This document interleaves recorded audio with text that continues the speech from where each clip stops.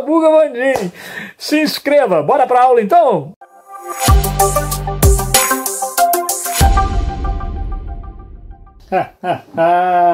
Olha aí a gente na 9ª parte do nosso estudo sobre o Oriente Médio. Cacetada, hein? Não morra, minha filha, não desanima não, tá quase lá, hein? Lá não sei aonde, mas tá. Muito bem, o que a gente vai olhar agora? Uma guerra entre o Irã e o Iraque. Como é que a gente terminou o nosso encontro anterior? Dizendo que o Ayatollah Khomeini, que depois o Shah Reza Pahlavi, havia inaugurado uma nova história no Oriente Médio. Com a teocracia islâmica no poder, muitos começaram a questionar. Cara, eu quero uma dessas também, hein? Que bacana, hein? Voltar às raízes aí dos costumes. Que coisa bonita. Muita gente se inspirava no Ayatollah Khomeini, no regime iraniano, querendo copiá-lo lá no Oriente Médio. Então a gente encontra alguns textos dizendo assim: o Ayatollah Khomeini se tornou o homem forte do Oriente Médio. Maravilha. Do mesmo jeito que tem quem gosta, tem quem também não gosta. Não é? Então aquele grupo dos que não gostavam era um grupo grande. Por exemplo, boa parte da comunidade internacional dizia: que isso, esse homem precisa ser parado? Ele está se tornando um homem poderoso demais naquela região. Não, nós não queremos que o mundo inteiro vire o que? Um califado? O que é isso? Muito bem. Os Estados Unidos, com uma política externa bem interessante, há muito tempo que a gente está de olho nessa política externa norte-americana, eles resolvem fazer o quê? Epa, vamos neutralizar o Khomeini, fortalecendo uma posição contrária a ele. Então, quem era esse de posição contrária ao Ayatollah Khomeini? Um militar iraquiano. Irã e Iraque são países vizinhos, você já viu aí no mapa, chamado Saddam Hussein. E assim, então, deve ser entendida a guerra de Irã contra Iraque. Entendida que eu digo é, pense sempre nos Estados Unidos por trás do Iraque, querendo atingir o Irã para enfraquecer o Ayatollah Khomeini. Porque é aquela história do pan-islamismo. O Ayatollah Khomeini quer que todo mundo se converta ao islamismo e que o mundo inteiro vista burca. Hein? No calor de Ubá vai ser complicado. Não sei. Talvez cheguemos a isso. Bora lá então? Nosso esqueminha didático na nossa fantástica lousa interativa de LED. Eita, elele! Então bora lá. O que foi? Foi um conflito entre Irã e Iraque. Durou de 1980 a 1988. Bingo! Por que aconteceu? Bom, há séculos esses dois vizinhos tinham problema em relação a fronteiras. Mas agora passam a ter um problema extra, porque o Ayatollah Khomeini, no poder, ali bem do lado, no Irã, vai trazer uma visão de mundo que incomoda ao Saddam Hussein e seus parceiros. Beleza? Então vão aflorar novamente as tensões ligadas à fronteira, mas há mais por detrás disso aí. Qual é o contexto então, Vaninho? Olha, o Iraque, Saddam Hussein, ele era defensor do nacionalismo árabe. Cada país ali, de etnia árabe, deve ser irmão do outro. Não deve haver briga, devem se unir. Até porque controlam boa parte das reservas de petróleo do planeta e só tem a ganhar se formarem uma espécie de coalizão. A isso nós damos o nome de nacionalismo árabe. O Saddam Hussein é um desses que quer que cada nação continue soberana, mas que os árabes sejam unidos, parceiros. A visão de mundo do Ayatollah Khomeini já é uma visão religiosa. O Ayatollah é um sacerdote religioso. É uma visão de que, olha, não é questão de fazer parceria só aí por causa de petróleo. A questão principalmente é a questão dos costumes, da fé, de parar com essa pouca vergonha aí dessas mulheres peladas, esses rapazes aí, tudo com barba raspada. Que é isso? O Alcorão diz... Pronto, são visões de mundo diferentes. E essas visões de mundo é que estão em choque. Claro, eu falei e repito, tem aí por trás do Iraque Estados Unidos, até a União Soviética mesmo. Veja, em plena Guerra Fria, Estados Unidos e União Soviética acharam finalmente uma causa em comum. Elelê. Então, olha, como é que começou?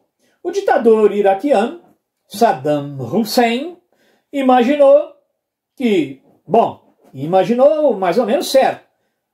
O Irã está um caos. Tem nem um ano que o Irã botou o chá para correr e o Ayatollah Khomeini está tentando reerguer o país. Muito focado nessa questão dos costumes, da Sharia, da burca, da questão das mulheres, tirar delas as liberdades ocidentais que elas tinham e que tanto escandalizavam o Ayatollah e sua turma. Então, o Irã está um caos. Nisso aí o Saddam Hussein estava certo. Ele pensou, eu ataco o Irã agora e rapidamente eu liquido o Irã. Nessa parte ele se enganou. Por quê? Realmente, o Irã podia até ser um país muito menos armado naquela época do que o Iraque. Mas a força mobilizadora das convicções religiosas daquela massa que idolatravam o Ayatollah Khomeini fizeram endoidecer essa guerra. Pra você ter uma ideia, depois você joga no Google aí por curiosidade, uma das táticas de guerra do Irã era atacar por ondas humanas. Como o Irã tem gente de sobra mais do que o Iraque, muito mais densamente povoado, eles mandavam assim, um monte de gente mal armado, aquelas ondas mesmo, grupos enormes para cima dos soldados iraquianos, meio que para os soldados iraquianos gastar bala e matar aquele povo. Atrás vinha outra onda, essa sim, média, preparada, e mais atrás uma outra onda da elite militar do Irã. Então assim, o mundo se horrorizava porque pensava, cara, eles sabem que vão morrer, e eles estão indo em direção às tropas inimigas. Uau! Aí você já viu, né, aos olhos de um ocidental, isso ganha um rótulo, um carimbo de quê? Fanatismo religioso. Blelala, são suicidas, loucos, dispostos a morrer pela fé islâmica, que maluquice. Sim, porque um ocidental não acha muito razoável morrer pela fé. Ele morre pelo McDonald's, morre pelo time do coração, ele morre de amores, não é? A mulher quer o divórcio, ele mata a mulher, os filhos suicida, mas morrer pela fé, isso parece algo muito primitivo para um ocidental, não é? Elelê, sabuga nós, Landim! Então, e aí, meu amigo, a coisa foi saindo diferente do que o Saddam pensou que fosse acontecer. De fato, o Irã estava vivendo caos, mas ele não ia se render tão facilmente, e a guerra foi se prolongando. Claro, graças a Deus, não precisamos estudar mais do que isso.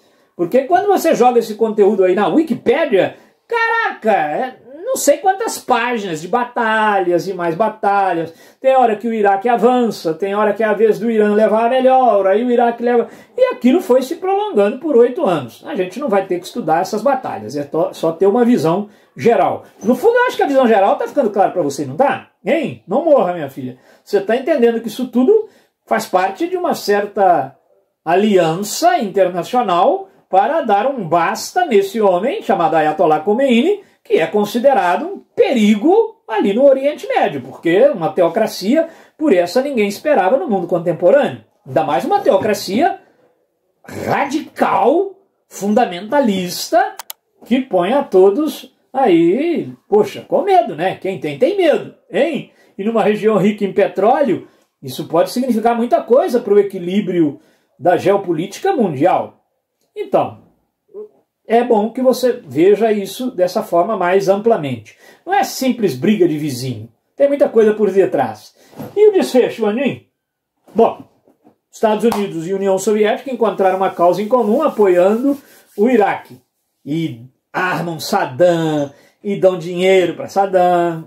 Saddam depois vai se virar contra os Estados Unidos e vai ser um vilão, não é? Você sabe que a história é assim, né? O mundo é redondo. Amigos de hoje são inimigos de amanhã. Inimigos de hoje são as nossas paixões tórridas do dia de amanhã. É assim, você me xingou tanto, né? No futuro você vai me idolatrar. E o contrário, você achou que eu era tão bom, hein? No futuro você descobre que eu não era nada. A vida é assim, não é? Muda-se. Tá vendo? Ó, Estados Unidos botando pilha no Saddam agora. Saddam pode livrar os Estados Unidos e o mundo desse maluco chamado Ayatollah Khomeini. Algum tempo depois nós vamos estar discutindo o quê? Saddam é o maluco. O que os Estados Unidos não vão contar lá na frente é que eles armaram Saddam, eles fizeram Saddam Hussein. Isso eles não vão contar, ok? Fica entre nós aqui. Maravilha. E aí?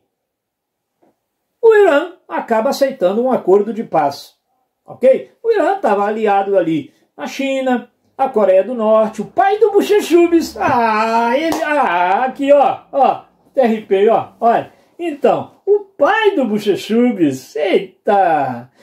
E aí, o Ayatollah Khomeini mesmo, sob protestos, ele fala que, muito a contragosto, ele está aceitando esse acordo. Mas ele vai lá e aceita um cessar-fogo. Que marcas ficaram? Que consequências ficaram? Bom, primeiro, cerca de 1 milhão de mortos. Os números variam muito, são muito incertos quase sempre nesses regimes, né? Alguns falam em meio milhão e outros em 1 milhão. Tá algo em torno disso aí. É gente demais. Segunda consequência, 1 trilhão e 200 bilhões de dólares torrados, gastos. Eu disse 1 trilhão e 200 bilhões de dólares. Imagina o que isso não faria pela pesquisa científica. Imagina o que isso não faria para debelar a fome no mundo, para salvar a Amazônia, para fazer jorrar água no deserto, para socorrer a África que morre de fome. Imagina, hein? Mas não, torraram com guerra. Eita! Não sei o que Deus pensa da gente quando olha para nós. Vamos lá. Outra consequência. Uma mega dívida externa que fica lá para o Iraque. O Iraque fica devendo os tubos. Só para o seu pequeno vizinho, Kuwait, o Iraque deve 67 bilhões. Uma coisa vai engatilhando-se a outra, né? Qual o próximo conflito que a gente está vendo? O Iraque invadindo o Kuwait. É mesmo, Vandim? Tá vendo? Aqui o Iraque está devendo ao Kuwait. Ele vai inventar uma briga depois, né? Para não pagar. Tá parecendo aquela sua prima caloteira, não é? Pede dinheiro emprestado e depois arruma uma briga para ficar de mal com você. Elelê. Muito bem. E uma outra consequência aqui, uma enfraquecida, sem dúvida, no regime do Ayatollah. Balançou, mas não caiu, tá? Vai morrer de velho. Meu amigo, por enquanto fica aí, não morra minha filha, força na peruca que nós estamos precisando. Terminou de assistir? Gostou? Nem doeu, né? Então agora vai lá, se inscreva no nosso canal, espalhe a boa nova, vira e mexe, tem um vídeo novo por aqui. Se não tiver também, não te devo nenhuma satisfação, mas vai entrando aí que aparecem as coisas, tranquilo? Não passa aperto com história não. Vem pro Sabuga Vandim que aqui a gente sabuga. Se não for história, vai ter aqui. Se não for, a gente inventa pra ter aqui também. Abração, hein? Deixa o seu like aí, inscreva-se.